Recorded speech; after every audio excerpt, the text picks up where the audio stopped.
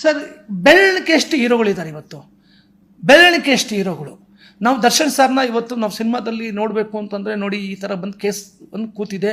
Darshan sir ಪಿಕ್ಚರ್ಗಳೆಲ್ಲ ಒಂದು ಮೂರು ಪಿಕ್ಚರ್ಗಳೆಲ್ಲ ಮಾಡ್ತಿದ್ದೆ. ಇಂಡಸ್ಟ್ರಿಯಲ್ಲಿ ಮಾಸ್ ಹೀರೋ ಅವರು, ಮಾಸ್ ಹೀರೋ ಅಂದರೆ ಮಾಸ್ ಹೀರೋ ಇಲ್ಲ. ಸುದೀಪ್ ಸರ್ ಬಂದುಬಿಟ್ಟು ಪಿಕ್ಚರ್ ಮಾಡ್ತಾ ಇದ್ದಾರೆ, ಅವರು 1 ವರ್ಷಕ್ಕೊಂದು ಪಿಕ್ಚರ್ ಮಾಡ್ತಾ ಇದ್ದಾರೆ, ನಿಧಾನಕ್ಕೆ ಮಾಡ್ತಿದ್ದಾರೆ. ಸಿನಿಮಾಗಳಿಲ್ಲ ಥಿಯೇಟ್ರ್ನಲ್ಲಿ. ಯಶ್ ಅವರು ಕಣ್ಣು ಕಾಣಿಸ್ತಾ ಇಲ್ಲ, ಅವರು ಅವ್ರದೇ ಆದ ಒಂದು ದಾರಿನಲ್ಲಿ ಸಿನಿಮಾ ಕೊಡಬೇಕು ಅಂತ ನಿರ್ಧಾರ ಮಾಡಿದ್ದಾರೆ. ಧ್ರುವ ಸರ್ಜಾ ಒಂದು 4 ವರ್ಷ ಆಗುತ್ತೆ ಒಂದು ಪಿಕ್ಚರ್ ಮಾಡೋದಕ್ಕೆ, ಮಾಡ್ತಾ ಇದ್ದಾರೆ.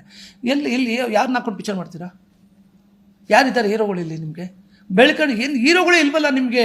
ಯಾವ ಹೀರೋನ ಹಾಕೊಂಡು ಪಿಕ್ಚರ್ ಮಾಡ್ತೀರಾ? ಯಾವ ಹೀರೋನ ಇಟ್ಕೊಂಡು ಪಿಕ್ಚರ್ ಮಾಡಿದ್ರೆ ಓಡ್ತದೆ ಅಂತ ಹೇಳ್ಬಿಟ್ಟು ಯಾರು ಪ್ರೊಡ್ಯೂಸರ್ ಬಂದು ಕಾಸು ಹಾಕ್ತಾರೆ, ಡೈರೆಕ್ಟ್ ಮಾಡ್ತಾರೆ, ಹೇಳಿ ತೋರಿಸಿ. ಇಲ್ವೇ? ಮತ್ತೆ ಹೆಂಗೆ ಕತೆ ಇಂಡಸ್ಟ್ರಿ? ಅದೇ ಏನೋ ಕಳೆಕಾಯಿ ಮತ್ತು ತೆಂಗಿನಕಾಯಿನೋ ಮಾರ್ಕೊಂಡು ಕೂತ್ಕೋಬೇಕಷ್ಟೇ ಯಾರಾದರೂ. ನೀವೆಲ್ಲ ಸೀನಿಯರ್ ಇದ್ದೀರಿ, ಚೇಂಬರ್ಗೆ ಹೋಗೋದು ಮಾತಾಡೋದೆಲ್ಲ ಮಾಡಲ್ವಾ? ಏನು ಮಾಡ್ಬೇಕು ಸರ್ ಚೇಂಬರ್ಗೆ ಹೋಗಿ ನಾವು? ಚೇಂಬರಲ್ಲಿ ತುಂಬ ಜನ ಇದ್ದಾರಲ್ಲ ಸರ್, ಎಷ್ಟೋ ಜನ ಇದ್ದಾರೆ. ಅವ್ರುಗಳಿಗೆ ಪಾಪ ಸಿನಿಮಾ ಮಾಡೋಕ್ಕಾಗ್ತಿಲ್ಲ ಸರ್, ಗೊತ್ತಾ ಸರ್? ಎಷ್ಟು ಜನ ಹಿರಿಯರಿದ್ದಾರೆ, ಎಷ್ಟು ಜನ ನಿರ್ಮಾಪಕರುಗಳಿದ್ದಾರೆ, ಸಿನಿಮಾ ಮಾಡೋಕ್ಕಾಗ್ತಾ ಇಲ್ಲ.